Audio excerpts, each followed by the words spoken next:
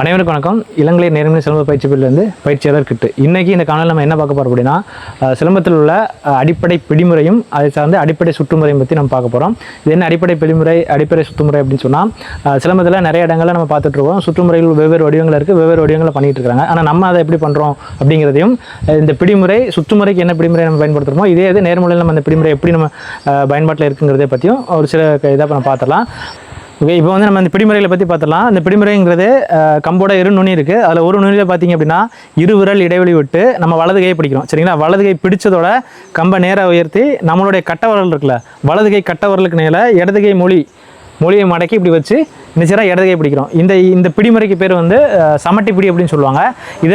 இந்த சமட்டி பிடி வந்து கரெக்டாக இந்த அளவில் இருந்தால் ரொம்ப சரியாக இருக்கும்னு நான் நினைக்கிறேன். ஏன்னா நம்ம இப்போ வந்து அடிப்படையில் நம்ம சுற்றுமுறை பயிற்சிகள் எடுத்துகிட்டு இருக்கோம். மேற்கொண்டு நம்ம நேர்முறை பயிற்சிக்கு உள்ளே போகும்போது இந்த பிடிமுறையில் நம்ம கட்டு செய்கள் எடுக்கும்போது மிக வலிமையாக இருக்கும். இதை தாண்டி பிடிமுறைகள் இருக்குது. இதே மாதிரி கொஞ்சம் அகலப்பிடியும் இருக்குது. இந்த பிடிகள் பிடிச்சிங்க அப்படின்னு சொன்னால் கெட்டு வலுவாக இருக்கும். ஆனால் இதை தாண்டி இது சிறப்பாக இருக்குன்றது என்னோட கருத்து. சரி, ஓகே. இப்போ வந்து ஒரு முளை கேப்பில் என்ன செஞ்சிட்டோம், பிடிச்சதோட முதல் சுற்று அப்படிங்கிறது வெளிச்சுற்று. இதை வந்து நம்ம வார் அப்படிங்கிற ஒரு பேர் சொல்லி நம்ம குறிப்பிடுவோம். முதல்ல வெளிச்சுற்று தான் நம்ம பண்ண போகிறோம். இந்த வெளிச்சுற்று எப்படி பண்ணோன்னா, இந்த கம்பை முழுமையாக உங்களுடைய வலது கை பக்கம் என்ன செய்யணும், முழு சுற்றாக எடுத்து நீங்கள் என்ன செய்யணும், முன்னாடி கொண்டாந்து நிப்பாட்டணும். அது அது பண்ணும்போது என்ன பண்ணணும் அப்படின்னா, கையை எந்த அளவுக்கு முடியுமோ அந்த அளவுக்கு இறுக்கமாக கம்பை பற்றிக்குங்க. சரியா? இறுக்கமாக கம்பை பிடிச்சிக்கங்க. கம்பை உங்கள் இரு தோளுக்கு இடைவெளியில் இந்த முனையை வச்சுக்கங்க. வச்சதோட கம்போட இன்னொரு முனையை வச்சிருக்குமா, இப்போ இதில் இருந்து என்ன பண்ணுங்கள், வலது கை பக்கமாக என்ன செய்யலாம், கம்பை மேலே உயர்த்துறோம். கம்பை மேலே உயர்த்தி வலது கை பக்கமாக முழு வட்டத்தோட உடம்பு ஓட்டி கொண்டாந்து முன்னாடி நிப்பாட்டுங்க. சரிங்களா? இது வலது பக்கம் வெளிச்சுத்துன்னு சொல்லுவோம், இல்லைன்னா வலது வாருன்னு சொல்லுவோம். கம்பை என்ன பண்ணுறோம், முழு சுற்றோட கொண்டு வந்து முழுமையாக கொண்டு வந்து என்ன செய்யறோம், உடலுக்கு நடுவில் நிப்பாட்டுறோம். இதை தாண்டி இதுக்கு அடுத்து இரண்டாவது செய்கை வந்து இடது பக்கம் வெளிச்சுத்து. இந்த இடது பக்கம் வெளிச்சுத்து பண்ணும்போதுமே அதேமாதிரி கம்பை என்ன செய்யறோம், இடது பக்கமாக கம்பை உயர்த்தி திரும்ப என்ன செய்யறோம், முழுமையாக வட்டத்தோட கொண்டு வந்து அதே மாதிரி உடம்புக்கு முன்னாடி நிப்பாட்டுறோம். இதுதான் வெளிச்சுத்து அப்படின்றத நம்ம பார்க்குறோம். வலது பக்கம் வெளிச்சுத்து, இடது பக்கம் வெளிச்சுத்து பண்ணிட்டோம். இதே நான் அந்த சைடில் நான் பண்ணி காட்டுறேன்.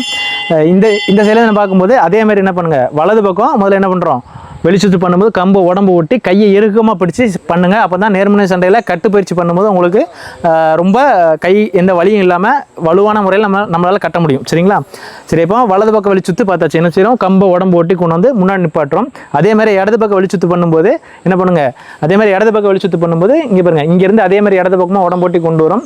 கம்பை நல்லா பின்னாடி கொண்டு வந்து நிப்பாட்டினதோட இதிலேருந்து அப்படியே வெளிப்பக்கம் கொண்டு வாங்க. கரெக்டாக உடலுக்கு நேரம் நிப்பாட்டுங்க. கரெக்டாக இந்த தோள்பட்டைக்கு வெளியில் கம்பு வந்து போகக்கூடாது. வலது பக்கம் வெளிச்சுத்து பண்ணுறீங்கன்னா கம்பு இப்படியோ இல்லை இங்கேருந்து இந்த மாதிரியோ போகக்கூடாது. முடிஞ்ச அளவு பின்பக்கமாக நேராக கொண்டு வந்து கையை உயர்த்தி என்ன செய்யுங்க, நேராக கொண்டு வந்து நிப்பாட்டுங்க. இதே மாதிரி இடது பக்கம் வெளிப்பக்கமாக சுற்றுங்க. கொண்டாந்து கரெக்டாக கம்பை நெஞ்சுக்கு நேரம் இப்படி வச்சு நிப்பாட்டுங்க. சரி, இப்போ நான் திரும்ப முழுசாக நிற்காமல் பண்ணி காட்டுறேன் பாருங்கள். முதல்ல மேலே கம்பை உயர்த்தி வலது பக்கமாக வெளிச்சுத்து பண்ணுறோம். அடுத்து இடது பக்கமாக வெளிச்சுத்து பண்ணுறோம். சரிங்களா? 1 2. சரிங்களா? இது தொடர்ந்து நீங்கள் பயிற்சி பண்ணுங்கள். அடுத்தடுத்த காணொலியில் நம்ம வந்து என்ன பண்ணுறோம், உள்சுத்து என்னங்கிறதே நம்ம தெளிவாக காணொலி பதிவு பண்ணுவோம். அது வரைக்கும் நன்றி, வணக்கம்.